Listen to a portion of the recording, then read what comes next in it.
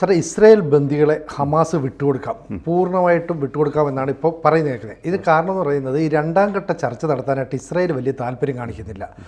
അപ്പോൾ ഹമാസ് ഈ ബന്ദികളെ വിട്ടു നൽകാമെന്ന് പറയുമ്പോൾ ചില ടേംസ് ആൻഡ് കണ്ടീഷൻസ് വെക്കും.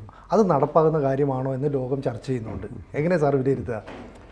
അതായത് ഇപ്പോൾ ഹമാസിൻ്റെ സംസാരമൊക്കെ കിട്ടാൻ മാടപ്രാവുകളെ പോലെ എല്ലാവരും ഒന്നിച്ച് വിട്ട് തരാം, അങ്ങനെ പല ഓഫർ വെക്കുന്നുണ്ട്. വളരെ മനോഹരമായ ഓഫറുകളാണ് വെക്കുന്നത്. അപ്പോൾ അത് സെക്കൻഡ് ഫേസിനെ പറ്റിയാണ് പറയുന്നത്. ഫസ്റ്റ് ഫേസ് കഴിഞ്ഞിട്ടില്ല. ഇന്നിപ്പോൾ ഫെബ്രുവരി 20 തേഴ്സ്ഡേ എന്ന് പറയുന്ന ഈ ദിവസം അവർ 4 മൃതശരീരങ്ങൾ തിരിച്ചു നൽകാനുള്ളൊരു ഓഫർ വെച്ചിട്ടുണ്ട്. അപ്പോൾ മൃതശരീരങ്ങൾ എന്ന് പറഞ്ഞു കഴിഞ്ഞാൽ ബിബാസ് ഫാമിലിയിലെ ആൾക്കാരാണ്. ബിബാസ് ഫാമിലിയിൽ യാർഡൻ, ഷിറി, ഏരിയൽ, ഖ്ഫിർ, KFIR ആണ്. ഇങ്ങനെ 4 പേരെ ഹമാസ് പിടിച്ചുകൊണ്ടിട്ടുണ്ടായിരുന്നു. അതിൽ ഈ യാർഡൻ എന്ന് പറഞ്ഞ ആളെ നേരത്തെ കൊണ്ടുവരുന്നതാണ്. പിന്നെ വൈഫ് ഷിറി, ഏരിയൽ, ഖ്ഫിർ എന്ന് പറയുന്ന ആൾക്കാരെ വേറെ കൊണ്ടുപോയതാണ്. അപ്പോൾ യാർഡൻ എന്ന് പറയുന്ന ആളെ കൊണ്ടുപോയവർ പിന്നീട് വിട്ടയച്ചു. ബാക്കി കുടുംബത്തിലെ 3 പേര് ഉള്ളത്, ഭാര്യയും ഈ കുട്ടികളെയും തിരിച്ചു കിട്ടിയില്ലായിരുന്നു. അവർ 3 പേരും മരിച്ചു എന്നാണ് ഇപ്പോൾ പറയുന്നത്. അതിൻ്റെ കൂടെ വേറെ ഏതോ സെറ്റിൽപ്പെട്ട ഒരു കുട്ടിയും കൂടി ഉണ്ട്. അങ്ങനെ 4 പേര് ഇന്ന് തിരിച്ച് 4 പേരെന്ന് പറഞ്ഞാൽ 4 ബോഡീസ് തിരിച്ചു കൊടുക്കുക എന്നാണ് പറയുന്നത്. പിന്നെ അതുകൂടാതെ ഈ സാറ്റർഡേക്ക് വേണ്ടിയിട്ട് ഫെബ്രുവരി 22 വേണ്ടി വേറൊരു ഓഫർ കൂടി അവർ പറഞ്ഞിട്ടുണ്ട്. അതായത് 3 പേരെ വിട്ടുകൊടുക്കാമെന്ന് പറഞ്ഞിട്ടുണ്ടായിരുന്നു. 3 പേരല്ല, ഞങ്ങൾ 6 പേര്, ഒന്നെടുത്താൽ ഒന്ന് ഫ്രീ, 6 ഓഫർ. അത് സ്പെഷ്യൽ ഓഫറാണ്. അങ്ങനെയും പറഞ്ഞിട്ടുണ്ട്. അപ്പോൾ ഈ സാറ്റർഡേയോടുകൂടി ഫസ്റ്റ് ഫേസ് അവസാനിക്കുകയാണ്. അത് കഴിഞ്ഞിട്ട് പിന്നത്തെ ഫേസിനെ പറ്റിയാണ് ഈ പറഞ്ഞിരിക്കുന്നത്. നമുക്ക് വേണമെങ്കിൽ എല്ലാവരെയും കൂടി ഒറ്റയടിക്ക് അങ്ങ് വിട്ടുകൊടുത്തേക്കാം. 3 പേരെ 2 പേരെ എന്നുള്ളതൊന്നും വിചാരിക്കേണ്ട, നേരെ അങ്ങ് വിട്ടു തന്നേക്കാം എന്ന് പറഞ്ഞിരിക്കുകയാണ്. അപ്പോൾ അത് ഓഫർ വെച്ചിരിക്കുന്ന ആളുടെ പേര് ഹസൻ കാസിം എന്ന് പറഞ്ഞാൽ അവരുടെ ഗ്രൂപ്പിൻ്റെ കമാൻഡറാണ്, ആംഡ് വിങ്ങിൻ്റെ കമാൻഡറാണ്. അദ്ദേഹം ആണിത് പറഞ്ഞിരിക്കുന്നത്. ഫെബ്രുവരി 15 പറഞ്ഞതാണ്. അങ്ങനെ പറയുന്നതൊക്കെ കേൾക്കുമ്പോൾ വളരെ സന്തോഷം തോന്നും.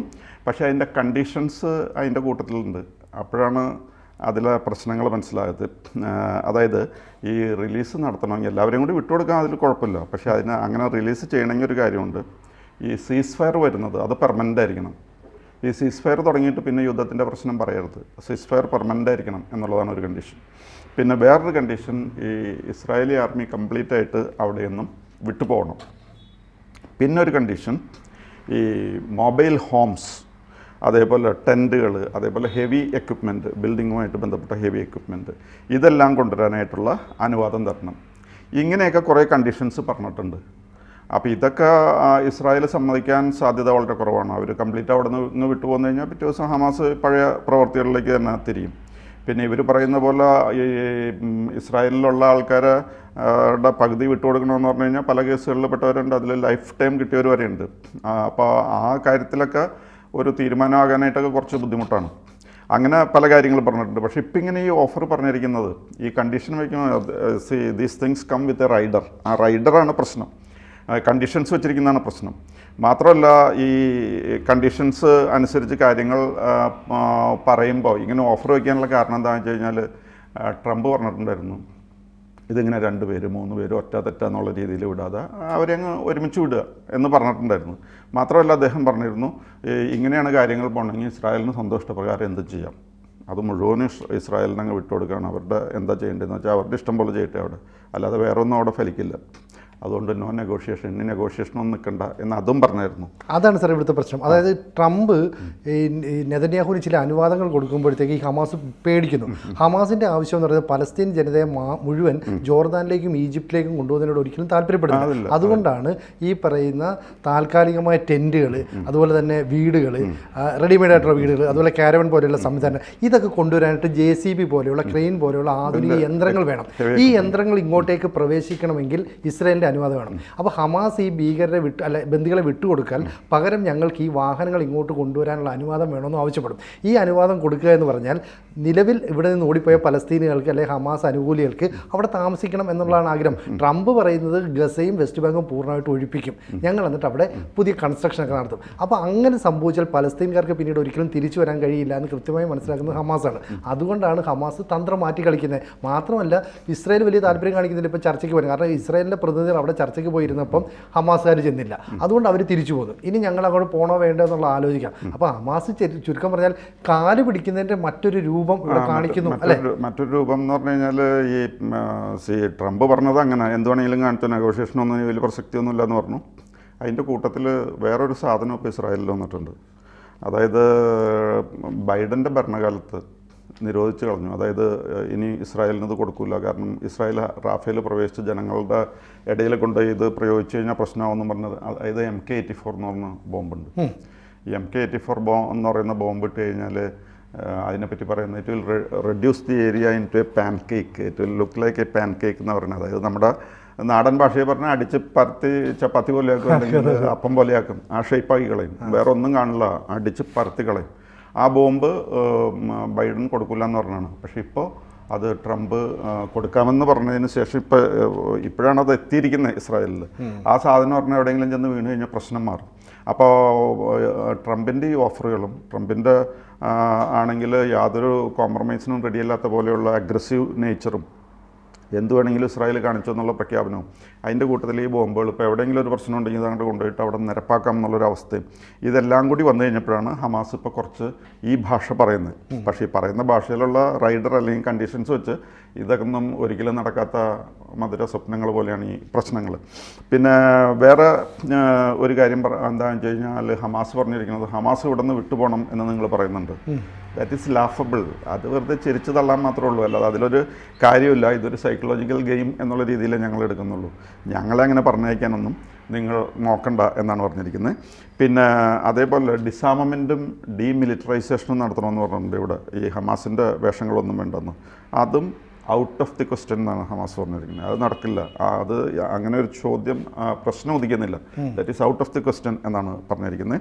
പിന്നെ അവർ വേറൊരു കാര്യം ആവശ്യപ്പെട്ടിരിക്കുന്നത്, ഈ ഹമാസുകാർ there are many people life time prisoners എന്ന് പറയുന്ന, അതായത് ആജീവനാന്തം ജയിലിൽ തന്നെ ചിലവഴിക്കേണ്ട അത്ര വലിയ കുറ്റം ചെയ്ത ആൾക്കാരുണ്ട്, അവരെ വിട്ടയക്കണ കാര്യമാണ് ഇപ്പോൾ ഹമാസ് ചോദിക്കുന്നത്. അതേതായാലും ഇസ്രായേൽ വിടാൻ പോകുന്നില്ല.